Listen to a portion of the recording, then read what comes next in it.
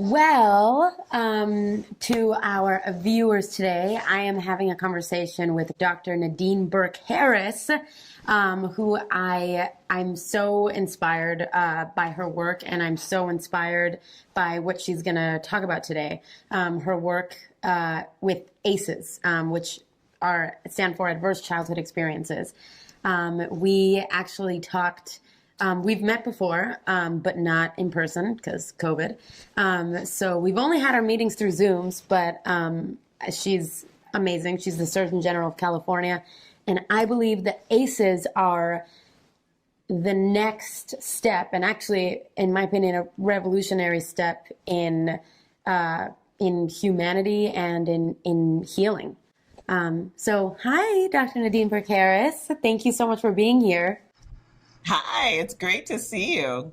I feel like it's like so revolutionary to talk about trauma and to talk about how it affects us. You know, childhood trauma affects us later in our lives, and so much of your work, I feel like just like makes so much sense to me. And I've talked to so many friends about it. I'm like, the ACEs, Dr. Nadine Burke Harris, she's the Surgeon General of California, and the ACEs, Adverse Childhood Experiences. And I like tell them all about it because I just think it's like the next step in just like world in healing for all of us, you know.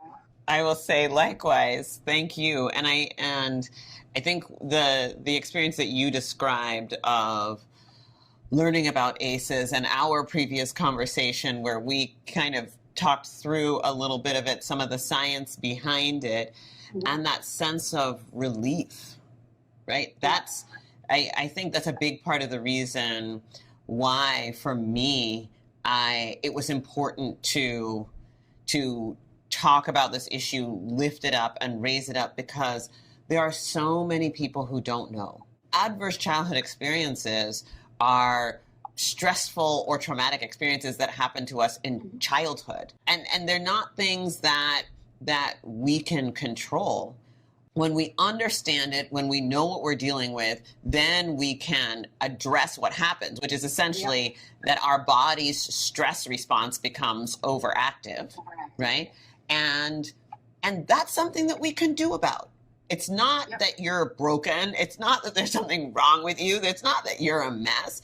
It's that your body is reacting to what has happened to you in the way that our bodies are designed to react to what has happened to us. And that's why understanding this is so important.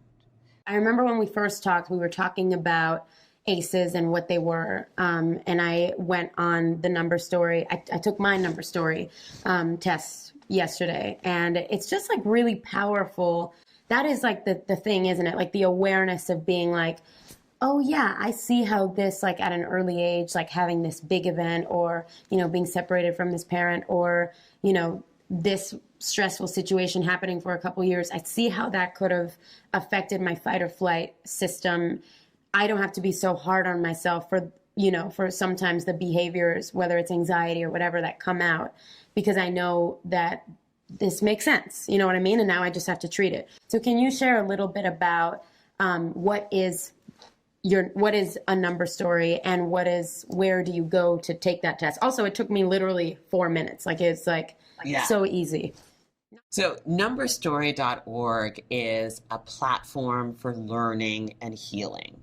And if you go to the numberstory.org website, it has a simple and easy to understand explanation of what are ACEs, how do ACEs affect us, how do they affect our health, our development, and our risk of certain health conditions, and then what can we do about it? So what does the science show? And it's really one of the things I love about it is that it's very evidence-based, and the amazing team at the ACE Resource Network that pulled it together really actually talked to the leading experts around the country and around the world. It takes the science out of the research journals and shares it with the public to say, you know, this is what ACEs are, this is what toxic stress is, this is how it may or may not be affecting you.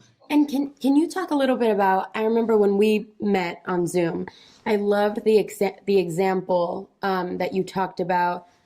The body has a fight, flight, freeze response. And so it's like when you see a bear, your body's fight or flight response is activated. And then it'll go back to being regulated after you live and the bear is gone. But I loved when you said the problem is when the bear comes home every night. And then that leads to not just a tolerable stress response, but that is toxic stress. So can you talk a little bit about what are some examples of ACEs, adverse childhood experiences, and also what are those long-term effects that show up in adulthood?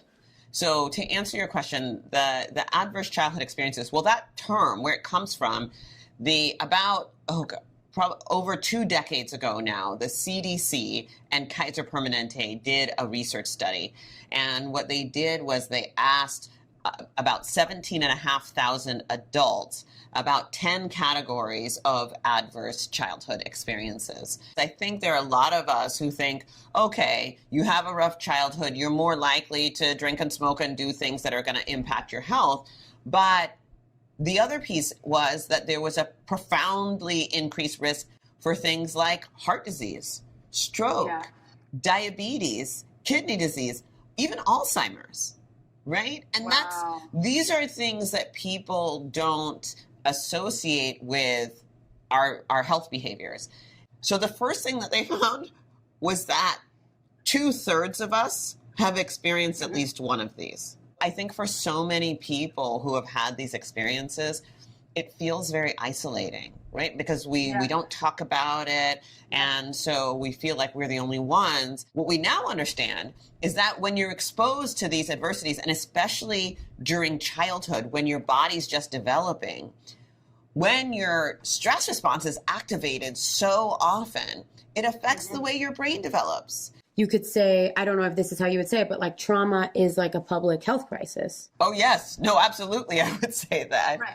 I would absolutely say that. And it does. It does give us powerful information. How many people right now who are in our jails and prisons have experienced significant ACEs? How many of those people have some of the consequences of toxic stress, right? Which is this overactivation of the biological stress response. We live in a society where we punish the wounded instead of treating them.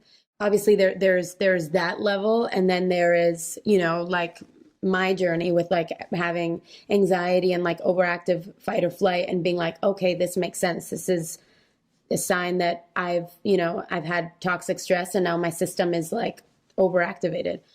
So you've talked about your journey, and it feels really powerful that you're using your voice and lifting up this issue. Can you share a little bit more about why this is so important to you? I have experienced, especially like I think in my late teens and early 20s, feeling like I had like symptoms of, an anxiety disorder, and feeling like, oh, like where is that coming from? Also really beating myself up about it and being really hard on myself, feeling like it was some inadequacy, or that I was just like coming up short on the like wisdom scale.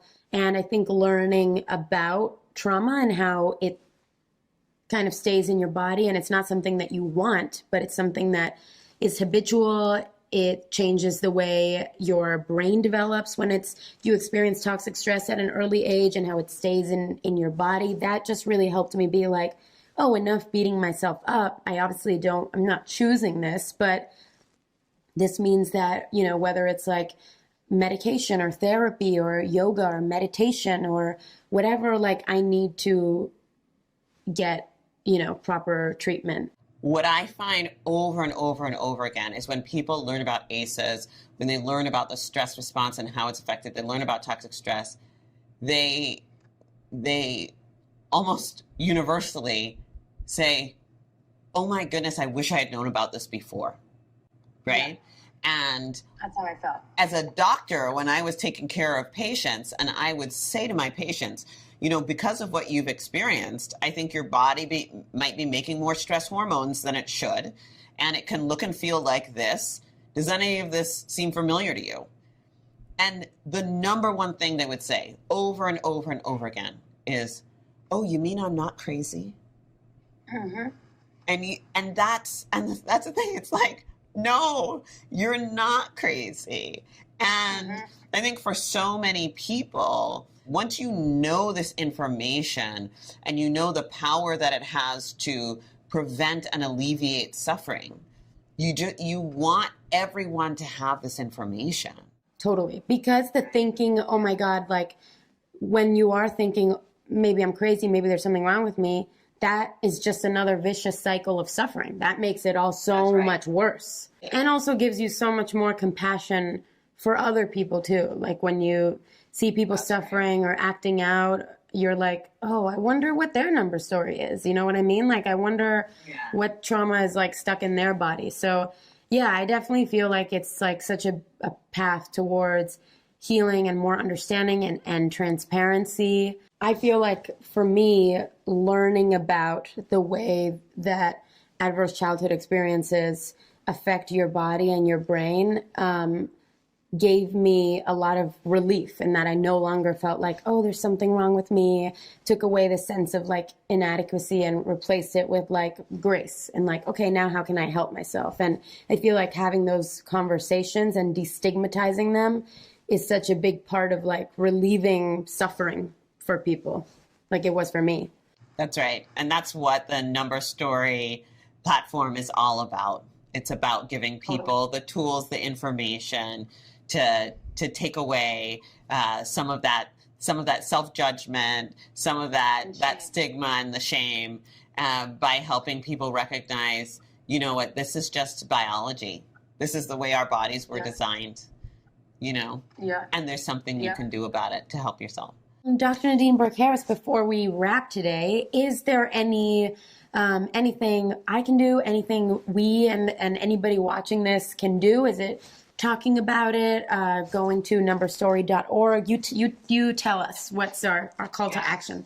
So it's all of the above. Shout it from the rooftops. So it's, one thing really important, go to numberstory.org to learn about your number story, to understand, connect to resources, and learn more about ACEs and toxic stress. But also, one of the really important things is sharing this with others. So, blasting it out on social media. It's you can follow My Number Story on Twitter or Instagram, and really just, lifting it up, shouting it out so that everyone has access to this important information. Thank you so much for having this conversation with me and whoever's watching today. And I hope that this was as helpful for you guys as it was for me when I first learned about it. It's all about destigmatizing the conversations. So yeah, thank you so much, and take care. Let's talk soon. All right. Thank you, my dear. It's been such a joy to get to know you, and especially talking together about such a powerful public health issue. Thank you for lifting this up with your voice. And from the rooftop. Yeah, girl. All right. Thank you. Great to see you again. Thank you so much. Mwah. Have a great day.